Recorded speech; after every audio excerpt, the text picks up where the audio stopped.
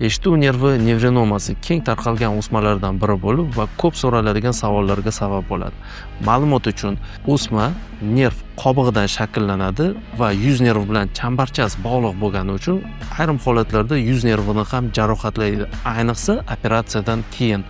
Buni oldini olish uchun agarda neyroxirurgda arsenalda zamonaviy mikroskop, neyromonitoring, ultratovushli aspirator va zamonaviy kraniotomlar bo'ladigan bo'lsa, yuz nervini falajligini oldini olish imkoniyati ancha yuqori bo'ladi.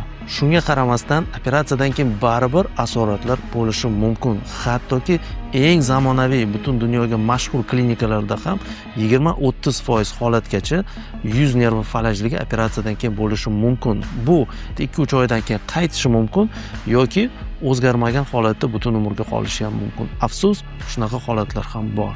Bizning markazimizda ushbu turdagi o'smalarni operatsiya qilish uchun barcha shart-sharoitlar mavjud.